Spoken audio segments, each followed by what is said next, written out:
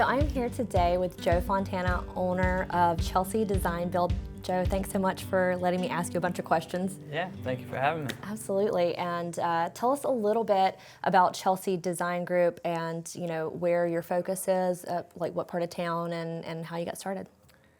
All right, yeah, so we've been in business around 10 years now. We got started in South Park at the Bridge of Charon View. We then found the first piece of land for development, which was the Realty neighborhood off of Rama Road. That was actually the first solar neighborhood in Charlotte. We're really proud of the product there when we were building it and when it turned out, how it turned out today. If you drive down the street there, it's beautiful. So primarily focus in infill Charlotte, South Charlotte areas. Awesome. So. And how much of your business would you say is speculative homes or homes that you build out and then sell versus how many are actual custom builds where somebody could come, purchase the lot, and design and build with you?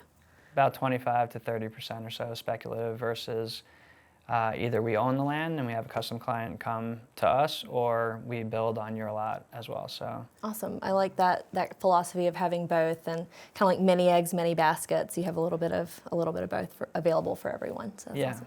Yeah, and we help find land as well. So I'm primarily over the acquisition development part of our business. So we can get custom clients that come to us too and just say, hey, I want to build a house, and we'll help them actually find land.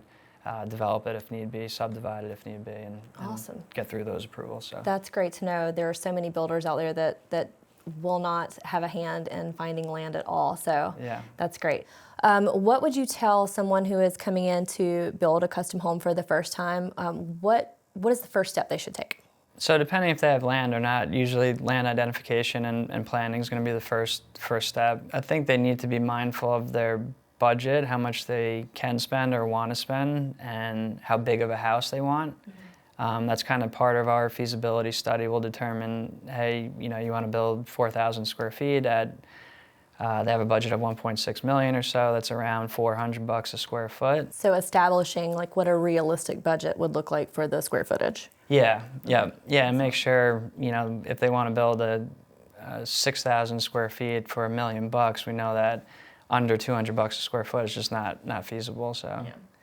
And then the next step, would you say, to contact you and go through? I'm kind of leading to a question here. So on your website, I see that you have a link to a form that is kind of like a questionnaire that helps you determine what clients want in a home, I guess.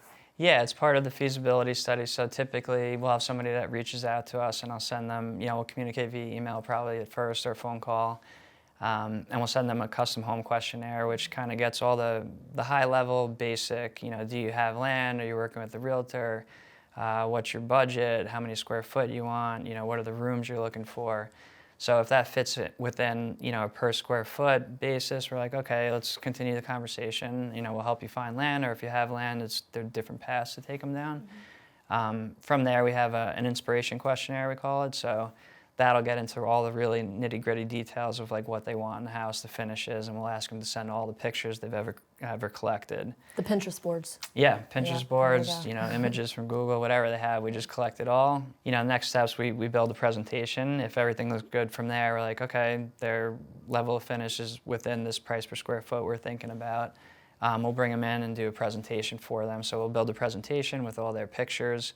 And Larissa, my wife, the designer, will go through the whole presentation with them and look at, they sent a picture of a kitchen. Okay, well, what do you like about this kitchen? Is it the countertops, the floorings, cabinet, lights, or whatever? So we'll nitpick every little picture.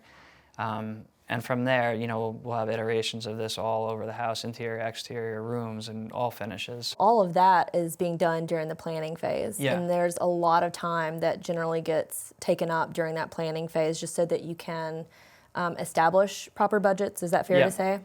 And then like budgeting is so important. What do you do along the way to help keep people on budget through the process? Yeah, so once we go through that presentation, that's when we establish the budget and specifications. So we'll know that like this is what we're aiming for with this set of specifications and this level of finish.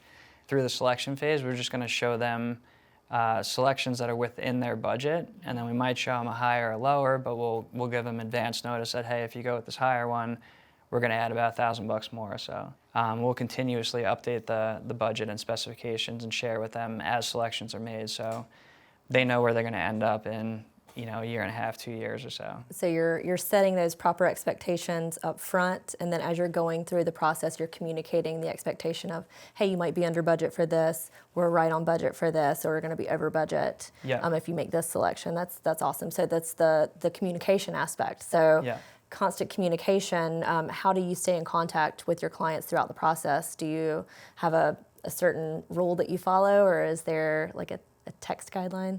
We're pretty open with communication. Most of our communication comes through Builder-Trend as a customer portal. So we'll do weekly logs, all, you know, text information, pictures, videos if we have them. So just so the client doesn't feel like they need to be visiting the site every day to say, hey, what's going to go on? So we're telling them what went on today, what's going to go on tomorrow, and next week and the following week, to just kind of keep them abreast. But you know, they have our personal phone numbers to our clients, so we get text messages and emails directly too, but most of it comes through Builder-Trend to keep them up to speed. Awesome. And it is so important that whenever you're working with a builder that they have some kind of software that, in my opinion, that there's some kind of software in place that helps you keep in constant communication with your trades and with the client to make sure that you are staying on budget, that you are like following a certain timeline, and it helps with those projections as well. Yeah, so not only do we do the daily logs, but we take pictures of everything throughout the process, so they know exactly what's behind the walls before it gets drywalled. So they have all these pictures, hundreds of photos that we give them to afterwards. So and you can always go back to that and reference if you need to, which is great. Yeah, if they want to hang something on the wall later on, and they want to make sure there's no electric or plumbing or gas line or something behind there, they can go ahead and look at the pictures and see. Joe, again, thank you so much. If there's any like final piece of advice that you could give someone looking to build their dream home, like what is the biggest piece of advice you could give someone? I think make sure you have a good relationship with your builder. It's a long process. It could take anywhere from 14 to 24 months or so, depending on if you're designing something from scratch and how big the house is and everything. So really vet your builder. Financial transparency is big for us. Communication is big. Make sure everything's planned out before you break ground, and you should be off to a good build. Awesome. Thank you again so much. Please be sure to check out Chelsea Design Build online. Contact Joe if you have any questions or want to set up a design consultation, or give me a call and I can arrange it for you.